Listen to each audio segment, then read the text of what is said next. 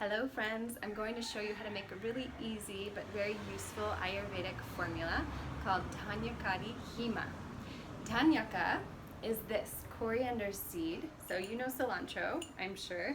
This is the seed of the cilantro plant, and it has a very unique property of kindling the agni, so that means that it supports digestion, but it cools the body down. It's very good for pitta. So on the one hand, it's heating, turning up the fire. On the other hand, it's cooling the body, and there aren't that many substances which do that. So this is great when we need to clear the channels in the body, we need to kindle digestion, but we want to bring down the heat. Situations where that might be useful are fever, for example. When there's a really high fever with lots of pitta symptoms, like lots of heat and redness, this could be a useful formula. Any kind of burning sensation in the body, so something like acid reflux or burning in the urinary tract or burning in the yoni or burning somewhere in the gut. It's great for burning sensations. Also really good if there's a lot of thirst and dryness in the mouth. It's super refreshing and really easy. So all you need are the coriander seeds and water and ideally rock sugar. So first thing you would do is take a tablespoon of the coriander seeds, put them in a cup, and you're going to add a cup of water. So basically, this is going to infuse, and you want to leave this overnight on the counter. You could cover it.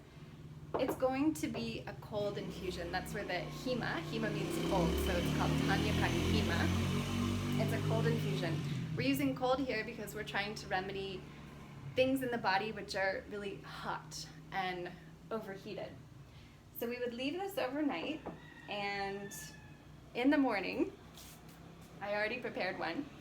So in the morning, we take the decocted formula. I don't know if you can tell, but it's a little bit darker in color.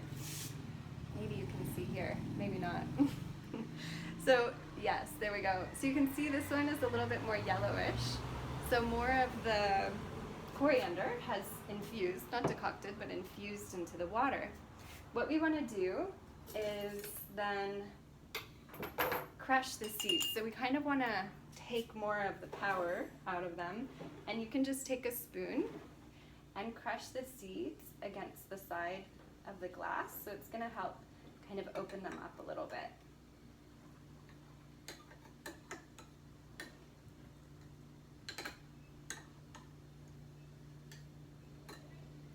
It doesn't have to be perfect, you don't have to crush every seed, but the idea is we're trying to kind of create a little bit more potency in this infusion.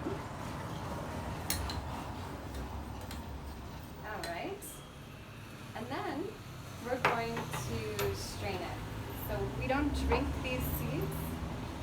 They are edible, they're used in cooking, but here we're just going to take the liquid. So you want to strain out the liquid.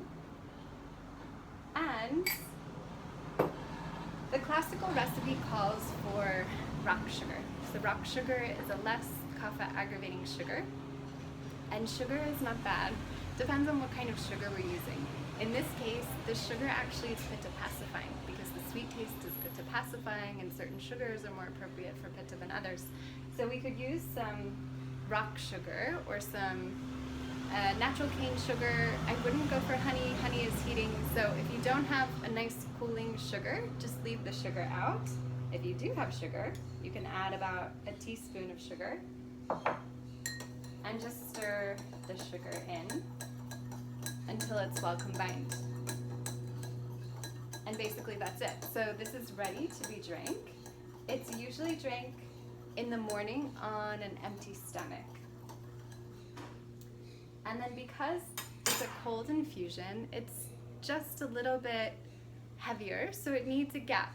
If you drink this, you don't want to then have some coffee or have some tea. We want to let this do its action, so drink this on its own.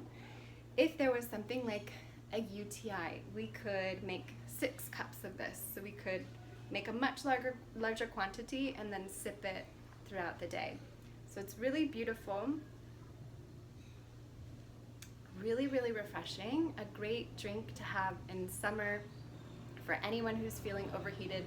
anyone who has burning sensations in the body. If there's any diabetes, problems with sugar, just leave out the sugar. And you have this beautiful, amazing Ayurvedic home remedy.